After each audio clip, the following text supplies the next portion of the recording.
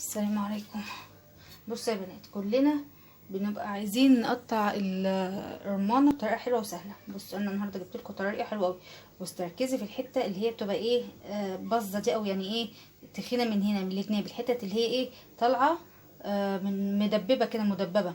تمام، هنعمل ايه احنا ايه بقى ساعتها؟ بص، هنيجي من ناحيتها اهي، تميلي السكينه وتقومي بميله كده، تفتحي كده. شفتي الفتحه اهي اهي، تقومي بقى عامله ايه عند الفتحه اهي، برضو بميله تقومي عامله كده. شوفي مدوره كده، مش تيجي بقى مثلا من هنا، لا من ناحيتها تاخدي حته من هنا وحته من هنا، تقومي برضو مميله كده كده. ماشي، ونيجي الناحيه التانية 4/4، بس تبداي من الحته المدببه. نشوف انا من ناحيه من كل جزء ايه عملت من الحته المدببه اهي. بصي انت شايفه ايه سالكه اهي، سالكه اهي. بصي انت بس بتسلكيها، تقومي عامله ايه بقى، عامله كده. بصي منتهى السهوله. ايه تاني بقى هنعمله؟ ماشي، بصي الحته اللي احنا من الحتت المدببه دي هنفتح لغايه تحت، نفتح ايه، ندخل السكينه لغايه جوه اهو. يا رب تكون واضحه معايا كده. فتحنا من هنا ناقص اخر جزء. هنعمل ايه بقى؟ بسم الله الرحمن الرحيم. بصي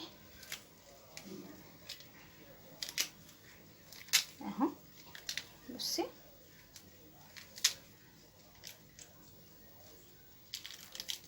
بقت بالشكل ده. بس 4/4 كده. عايزين احنا ايه بقى؟ عايزين نطلع الحته اللي في النص دي اهي بكل سهوله. طلعت ازاي حته اهي بكل سهوله اهي. هنجيب بس طبق معلش، او اللانش بوكس بتاعنا نفصص فيه اهو. ماشي اهي، بقت 4/4 بالشكل ده. بقت سهله ان احنا نفصصها بسهوله كده. هقول لكم برده طريقه تانية لايه للتفصيص، بس كده ان احنا قطعناها بكل سهوله، ولا بقى ان احنا ايه بوظناها بس بتطلع فصوص، تطلع ايه فصوص. دي طريقه التقطيع بتاعتي يا بنات، تطلع فصوص، ولا بقى ميتها تنزل، ولا ان انت تقعدي تدوسي فيها او تخبطي فيها والكلام ده كله. هنقول برده طريقه تانية، يلا بينا.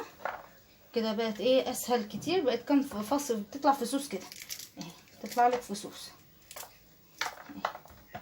يا دوبك بس تفصصيها كده، تطلع بكل سهوله ومتماسكه. تمام،